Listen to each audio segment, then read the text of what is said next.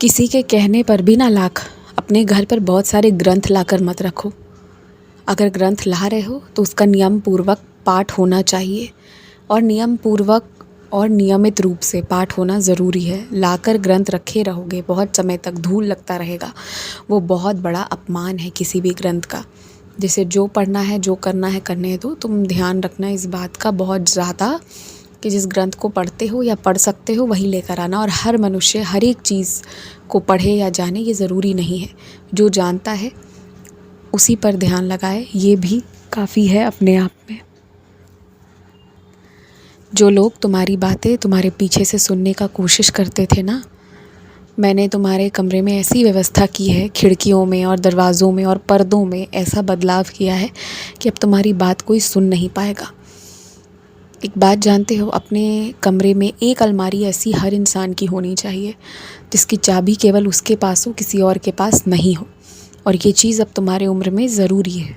तुम्हारी एक अलमारी जिसकी पूरी की पूरी चाबी और सारा सब कुछ तुम्हारा रहेगा। उसके पूरे के पूरे मालिक तुम ही रहोगे। तुम्हारी मर्ज़ी के बगैर उसे कोई खोले नहीं। ऐसी व्यवस्था कर लो, ये ज़रूरी है तुम्हारे लिए। शहर में होने वाले किसी भी गायन वादन या अन्य कार्यक्रम में अब इस हफ़्ते तुम्हें सम्मिलित नहीं होना है। इस हफ़्ते तुम्हें अपना पूरा काम करना है और सारा सब कुछ ख़त्म करना है, जो भी जिम्मेदारी तुम्हें मिली है। तो इस हफ़्ते ऐसे किसी चीज़ में सम्मिलित नहीं होना है जो तुम्हारा समय बर्बाद कर दे, क्योंकि अंत में फिर बहुत दबाव हो जाएगा नहीं तो अपने काम को पूरा समाप्त करने के लिए। अपने मोहल्ले के जो भी तुम्हारे दुकानदार लोग हैं ना, अगर वो अच्छे से बर्ताव नहीं करते हैं तो उनके दुकान मत जाओ।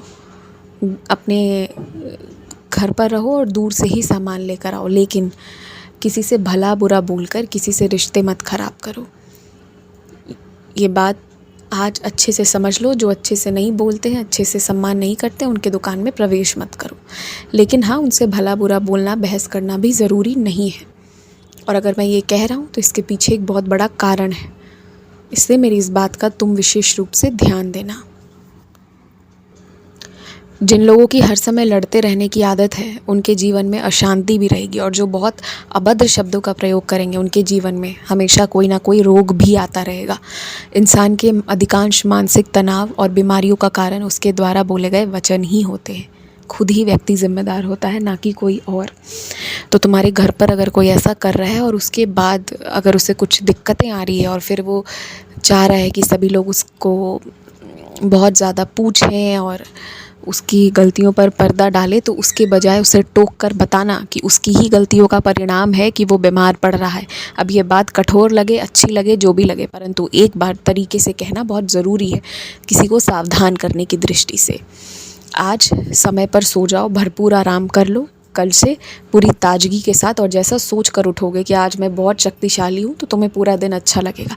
और सोचोगे कि थकान हो रही है तो हर कदम पर थकान लगेगी। इसलिए अच्छा सोचना कल जब सुबह उठना। तो खूब खुश रहो। कल मुझे हलवे का भोग लगाना।